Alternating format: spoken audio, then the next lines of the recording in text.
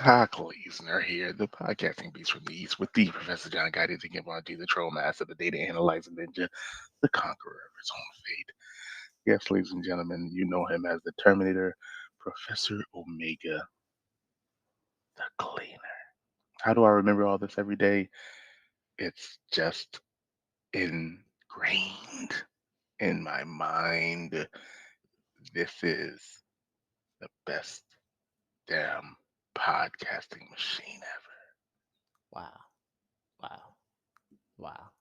Misleading questions, ever. misleading answers for your wise man of your reigning, defending, undisputed podcasting world champion of the world, of the universe, of the galaxy, throughout the cosmos. The Sultan of Squat, our tribal chief, the head of the table, Los Tranquilo, Doc El Idolo. How you doing, man? It's Thursday. It is Thursday. The week's Week flown by. week 14 officially starts tonight. It does. And right before we get there, I couldn't go without saying the streak may have just got some legitimacy from the Houston Rockets. Mm-hmm. Not a lot. Not a lot. But just this much because Yep. Kevin Durant didn't play last night. So on paper it looks great, but they were Hey, shorthanded. you know what? A It win doesn't is a matter. win though. Doesn't matter. You play the people in Um, front of you. big facts. 6 Rockets in double figures. It was amazing. I can't lie. Josh Christopher, Amani Brooks, Garrison Matthews, guys that were, that are on like two-way deals, Mm-hmm. earlier in the season playing with the Vipers. They were amazing last night. A fourth quarter Eric Gordon ejection, um, which was absolutely nuts. Jay Sean Tate almost got ejected. It was crazy. The emotions were It high, was but intense. yeah, but Garrison Matthews, which I'm calling him Garrison the Viper Matthews, because he kind of looks like a distant relative of Randy Orton. So I'm I don't hoping know. that I don't know how we can go with that, but let's keep going. yes, but they had a pretty good game. He really stepped up to the plate. Him and Josh Christopher stepped up, and were really playing James Harden very well on defense last night. Um, I don't know what happened. I guess they really don't want Steven Silas to get fired. I guess that's the only thing that I can Hey, come up with. yeah, Only thing you put about it out an is ultimatum and you're right, like your coach, you're gonna fight for your coach. exactly. Only thing about it is that if they perform too well and then they, get bounced from the playoffs, that could still spell doom. So it doesn't matter. Oh my God, we see so much potential. We need a new Mm-hmm. coach. So, a la, Anthony Lynn. But I think we can go ahead and move on to the NFL. We had some quick news here. I know we talked about Keenan Allen being put on the COVID reserve list. Now, receiver Mike Williams and Chris Harris have been reported on the COVID-19 list. That is rough for my man, Herbie. I don't know if, Herbie? yeah, Herbie. I don't know. I mean, losing your top two receivers. I mean, obviously, Hey, we'll get to hey, Aaron them. Rodgers accomplished that not a few weeks ago. Yeah, but Herbie's not there yet. But we'll talk about that, of course, tomorrow. Of Their course. matchup against the Of course, Giants. there are some good news There is some for good the news. New Orleans Saints as running back Alvin Kamara returns back to practice, but they lose Mark Ingram II, who has been placed on the COVID-19 list. Yikes. Hopefully, it's one of those things, big, you say big trust, right? Yep. Hope, hopefully, the that luck can go ahead and carry over to New Orleans and they could turn it around. Not against the Bucks, though. Not against the Bucks. Daniel Caruso Carlson I feel like you should get a agree, tech just for that name. agrees for a 4 year, $18 million extension with the Raiders. The kicker gets a $4 million signing bonus and $10.2 million guaranteed. $4.6 million a year, making him the highest paid, the Kicker. third highest Highest paid paid kicker in the kicker. league. Thank you. That's gracious. Um, the Raiders are also looking to re-sign or extend AJ Cole, the punter, for a 4-year extension as well, which would make him the top four highest paid punter in the league. But I think another piece of good news is that Dalvin Cook is actually questionable for Thursday Night Football. And I mean, I initially was thinking that this guy was going to be done for a while, but Mm-hmm. he might be able to play today, which is good because the It'd be Vikings a nice boost for that offense. boost. They're going to need it. But as of right now, he's still questionable. So let's see if he Yeah. actually ends up being a healthy scratch. Well, not a healthy scratch, but being a active instead of just not being able to do anything. No, I get it. Well, the Steelers go to Minnesota tonight. This is a crucial game for Yep. both teams as the Steelers come in 6-5-1, the Vikings 5-7. I mentioned the other day that Mike Tomlin in his 15-year career, I don't think he's ever gone below 8-8. Oh, I guess the one time he went seven Yep. nine and one. Yeah, 7-8-1. Yeah, 17-1. Um, But other than that, I don't think he's had that real losing season. Maybe once tops.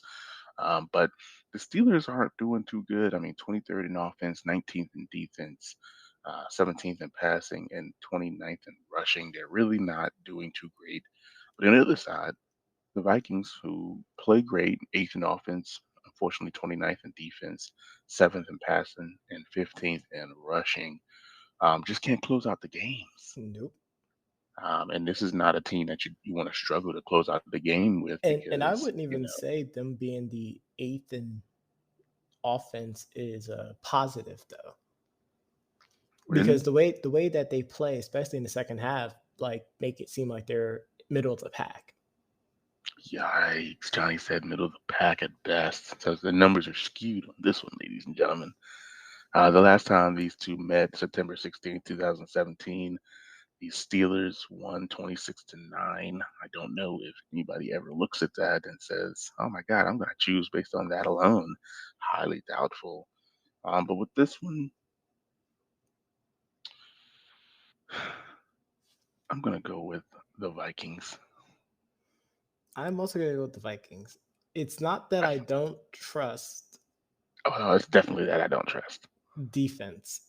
I just don't trust the offense. Yeah, yeah.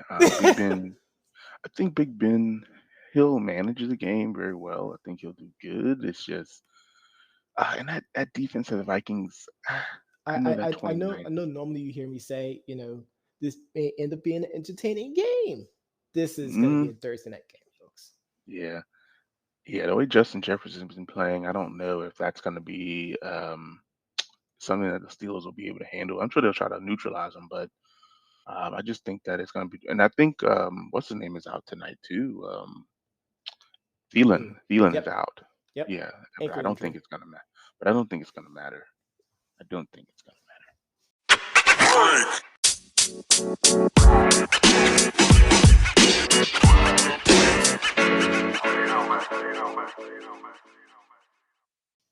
But Johnny, the things that do matter is this QB index, week 14, Week um, 14. where we finally see some people exit the top 10 for the first time. Some people get into the top five for the first time. Someone's Uh, clinging. yeah, for dear life. But number one, we still have Tom Brady, 12 games, 3,771 yards, 34 touchdowns, 34 tutties, I mean, 10 in interceptions. in so many people's eyes, he is the clear cut MVP candidate Hmm. of this year. And guess what? Guess what's back? At 44 years old. There it is. At 44 years old is back. He is the favorite for the MVP. He leads the NFL in quote unquote shiny stats like yards and touchdowns. Yep. Um, and he Which is actually, obviously what this QP index is reflecting off of because they're not looking at other things. yeah, and he also paces the league in sack percentage because I mean he gets rid of the ball pretty fast. I mean we throw a lot Hmm. of screens. I know Brady gets a lot of the credit, but I mean the wide receivers and running backs really do a great job getting those rack and yak and rack yards, um, and it just makes him look good because of the way he placed the ball. But number two, we got Aaron Rodgers, who didn't practice yesterday, but 28, 78, 23 touchdowns, 4 interceptions. Um, I mean, with 5 games left in the season, uh, What do you and he think? took, yeah, he took off two games. Obviously you had the whole situation with the off season and COVID and you know everything going on with that first game where they lost and they were holding them back. But here he is at number two. He does have a chance to win back-to-back MVPs. For the first time a player did since Peyton Manning. I'm not sure. I'm not sure. Tom is I playing think it's going to be unbelievable. interesting. I think it's between them two, and we're also going to throw in the running back from Indianapolis as well, Jonathan Taylor, yeah, yeah, Jonathan you have Taylor. to. You have to. I would say that it's a three dog race. Hmm. But I really don't. I mean, I know people want to say Cooper Cup as well too because his stats are insane. But when the True. last time they take a wide receiver for MVP conversation seriously, he may become offensive player of the year, but I True. don't see him with being in the MVP conversation. Like he'll probably be in the running, but like he won't be seriously considered. No, I can understand that. In fact, I can I'll even understand that. boldly say that Jonathan Taylor and Cooper Cup are head to head for offensive player of the year. But number three, Kyler Murray, who, despite also missing games, actually, I think the next two, three, four, yep. all missed games. But they played pretty well. Like they stack up and throw the passes. I mean, Kyler has some great runs. I mean, he really just toyed with the Chicago defense this past weekend. Yeah, Chicago is not who we thought they were. Not anymore. Yeah, and Kyler didn't even have to let him off the hook. They never had a hook. Nope. Number four, Dak Prescott staying at number four here. Um, I feel like this season has been subpar. I thought he was going to have a great season. And he'll still probably get comeback player of the year, most likely. Absolutely. Hands down. But yeah, but I feel like the team has been so pedestrian. The only bright spot, as I mentioned, is Tony It's Pollard Tony and Pollard. CD Yep. Lamb. And Tony CD Pollard, Lamb, I think, CeeDee Lamb, and oh, Diggs. yep. Yeah, I I even think put in Michael Parsons too. Marco Parsons. Yeah, yeah. They got some bright spots. They got some bright spots. But I mean, Dak has been pretty, I guess, efficient when his Yes. offensive line is giving him the time. I'm hoping that they get a And chance his to. his receivers are all catching the ball too, which is, Uh, very beneficial. ugh, that makes me yawn. Number five, for the first time, Justin Herbert breaks into the top five. He deserved to be in the 35. top five after that performance. He did. 35, 47, 27 touchdowns, 11 picks. Um, Looking eerily similar. I mean, that's really close to Tom's numbers. Yep. Very, very close. But I don't think he's in the MVP conversation No, because but he's taken which, another step. which is important. Yes. Which is important. He's, he's he's up there. So He's getting far, there. so far, I have no problem with the top five. None at all. But he did a great job, like you said, against the Bengals, and they played. They had a really, really good game, and the deep shots were there. So we'll see what happens moving forward, and if he can keep this momentum up. Number six, dropping from number five, you got Derek Carr. Again, 36. 63, 17 Hmm. touchdowns, 9 picks. They've been through a lot. 12 games doesn't spell what the Raiders have really been through. Nope. I'm even though they don't talk about it anymore, Gruden and Ruggate, and then Darren Waller going down, and so many things happening. Um, he's able to kind of just keep pushing and battling. So, Yeah, and he's basically had to deal with essentially bracket defense with the football team on Sunday, so that kind of mhm, limited what he was able to do as far as slinging the ball. But I mean, despite it all, he's still having a pretty, good season though. mhm, mhm. Number 7, Kirk Cousins, who plays tonight. Um, he finally threw I some know, picks, I know a lot of people really want him not to be in the top 10 of because his course. team lost to the Lions. Yeah, that's I possible. understand that we have a lot of really bad takes, especially for that Bills game on Monday. Mhm. But Mm, mm. but Kirk Cousins, despite it all, had a really good game. And after a while, the offensive line didn't protect him good enough. So I mean, True. I love the fact that they don't include sacks, by the way, Doc. Like if there was another stat that I would add into this, I would put in sacks. How many times they've been sacked? Exactly. Okay, that makes sense. Which they mentioned for the first time. I've never seen that, but they mentioned for the first time with Tom. But yeah, I would be interested. You know, put that on the end. Mm-hmm. Amount of time sacked. That would be good. Because I bet that would drastically change where a lot of people are ranked. Drastically. But despite it all, I'm okay with him being number 7. Yeah, he still had a good game. 30 for 40, 342, and 2 touchdowns. Yes, he had the 3 picks, but this is his first picks of the season. I think he Yep. deserves something, and he was trying to win the game. He lost Adam Thielen. Not Yeah, a when when excuse, when but when when a quarterback's not aggressive enough, people complain that he's not aggressive. When he's too aggressive, then exactly. they complain that he's too aggressive. Make up your minds. It's You like the can't have it story both of ways. it's like the story of Carson Wentz wrapped up into one. Yikes. Number 8, we got Matthew Stafford coming back into the top 10.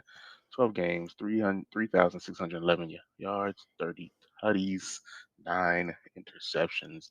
I just think that Matthew Stafford's been, as his career goes, up and down.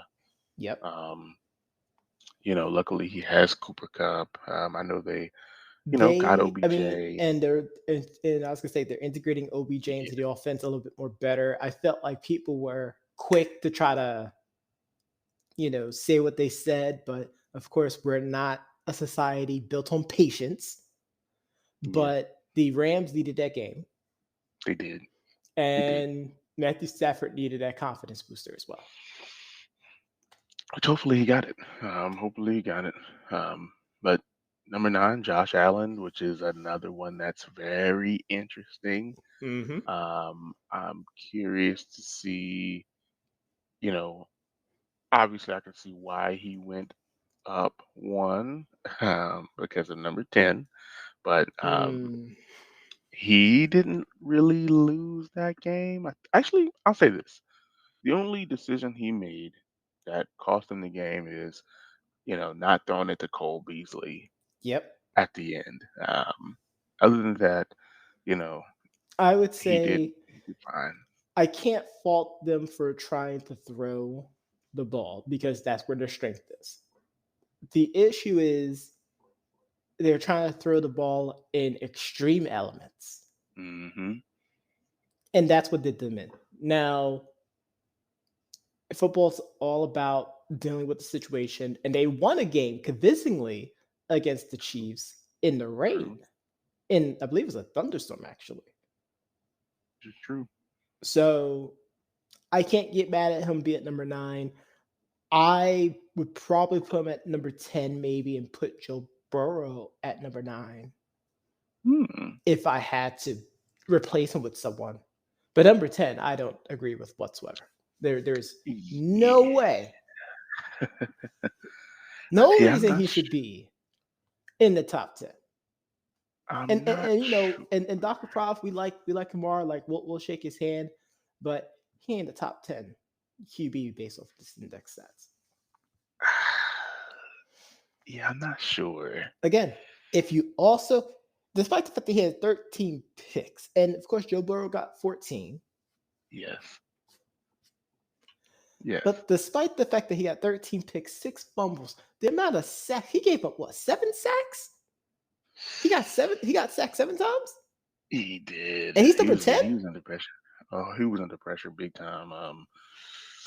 I'm not sure. Again, love Lamar. I think he's exciting. But the numbers aren't great. No, The numbers are not great. If I had to put somebody, I probably would have put Joe Burrow at number 10 because he I still had a pretty good game. honestly, honestly, I would put him at number 12. Oh, and keep Patrick Mahomes up a little bit. Yeah. Because Patrick Mahomes fell out of the top 10 for the first time, and you Hmm. know, um, But I would say that he had a much better game than Lamar. I mean, he's having a much better season than Lamar, even despite everything. Despite everything they say about the Chiefs, I mean, Patrick Mahomes is still leading the Chiefs to victories. He's still throwing Well, better. I mean, the offense still has a lot of kinks to work out, but their defense have stepped up in a way that we haven't seen Mm, in years. But of course, the trolls out man, there want number 13 to actually be like number 3 on the list because, he only threw it 3 times. Because, of course, I have to address the trolls in the room. I can agree with that. I mean, obviously, are we? I'm shocked that he didn't drop. You know, but technically he went 2 for 3, so his percentage was out of the, his percentage was awesome, right? Um, but no, I mean you can't fault him for the offense's game plan for that day. You can't fault him for that. So I would let that pass. I would let that pass.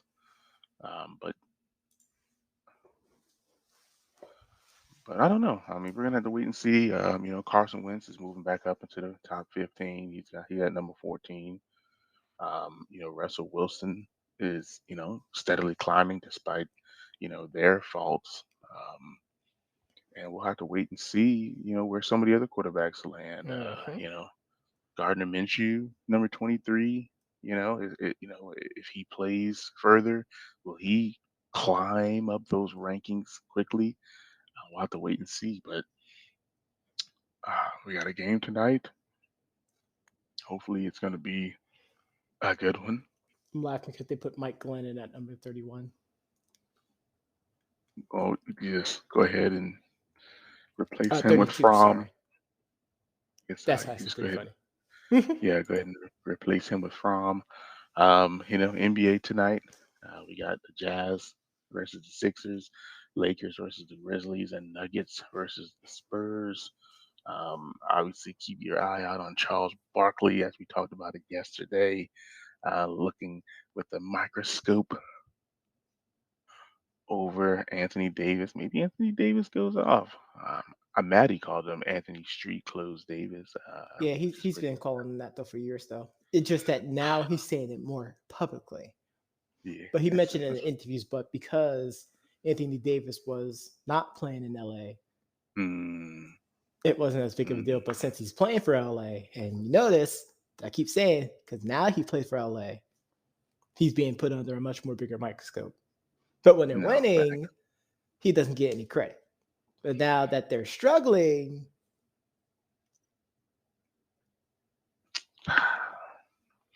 Did you get a chance to watch your Knicks yesterday at all? I like to watch defense. Why would you ask me that question?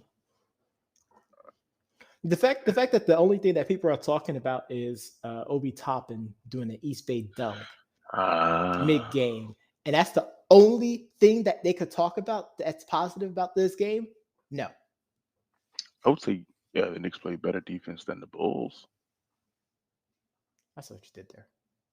I mean, the Cavaliers. I know the Bulls. You know, are a great team, but the Cavs again. The rebuild is on. Hmm. It seems like they've figured it out. I think despite the Um, rebuild, they are essentially still making the right moves. And, and and how? and it's really hard to associate the Cavaliers with making the right moves because for Mhm. the longest of times they kept making Drizz, knee jerk reactions to appease one drizzling, player. drizzling. But how apropos, Laurie Markkinen gets his return back to Chicago, gets 14 points. I think, and this is another thing. It might not even be twin towers. It could be triple towers on this one. I think the Cavaliers are starting Markkinen at small forward, You know, which I actually which like is that. I like which is that. huge. Yeah. So you have three 7-footers in the game at the same time. If this is the way the way I'm seeing this, um, unless they start Osman. If you think about it, they also have Kevin Love also still on the roster. So the Cavs might be a team to look out for, a young, hungry team. Um, we'll see what happens. I know the Heat were short-staffed yesterday, but they got a chance to get a win over the Bucks. But I mean, they have Kyle Lowry, who's I don't think people should sleep on. I mean, Um, again, people, yeah. if you're not looking at the Lakers and Brooklyn and Hmm. Miami, Hmm. they don't really know about a lot of these other teams. Yeah. So we'll see what happens. But Johnny, I know that people heard this podcast on their favorite podcast platform, but if they didn't, they can always go to our website at www.debateamongstfriends.com to review this episode as well as all their previous. Be sure to tune in tomorrow as we go over this Thursday night football game. We'll also give you the news, the analysis, and the reads. Cowards.